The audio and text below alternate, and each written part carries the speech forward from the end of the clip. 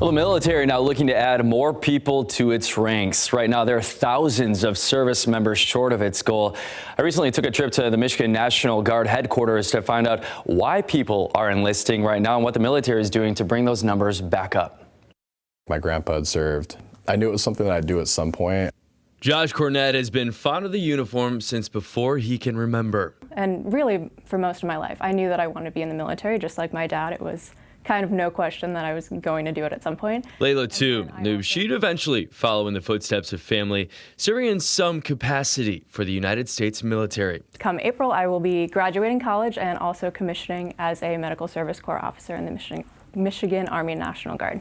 Both chose different paths to enlist. Layla starting her career with the ROTC program while attending MSU. Yeah, on the civilian side, I work as a loan officer. Well, Josh opted to join the Air National Guard later in life as a firefighter. Like putting both hats on, which, has been really exciting, and it keeps life interesting. Their interest in joining the military, however, is now becoming the exception. And I'm tracking this to the weekly number at this point, individual numbers that I'm tracking. Colonel Ravi Wag serves as Michigan Army National Guard commander, and he's watched the recruitment numbers dwindle over the last few decades. Right now, the Michigan Army National Guard is about 10% short of its goal service member goal. It's not just a Michigan challenge, right? It's a national challenge. In 2023, the U.S. military missed its recruitment goal by about 41,000 recruits. That's according to American Military News.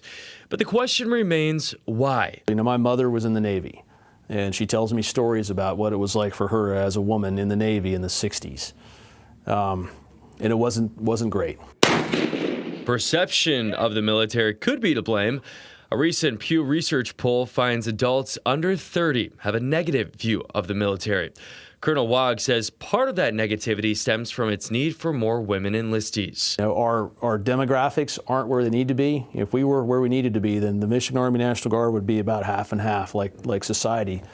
It's about 20% right now. Like Josh and Layla, a family lineage of service inspires most recruits now to enlist, but reaching those without ties to the uniform, that's proving to be the biggest challenge. How do I connect with those men and women who don't have the relationship, the uncle, the father, the mother, who have been in the military? How do I find those people? How do I find her and put her into the Michigan Army National Guard to see the things that she can get out of this that's going to benefit her? Knowledge of those benefits, Josh and Layla feel, could really boost future recruitment counts for the state and beyond. You get good benefits, education is a big one. You get pretty good education benefits no matter which way you join. Now, again, according to the Michigan National Guard, the critical jobs that they really need right now to fill in the Army are vehicle mechanics, cyber protection positions, and jobs in communication.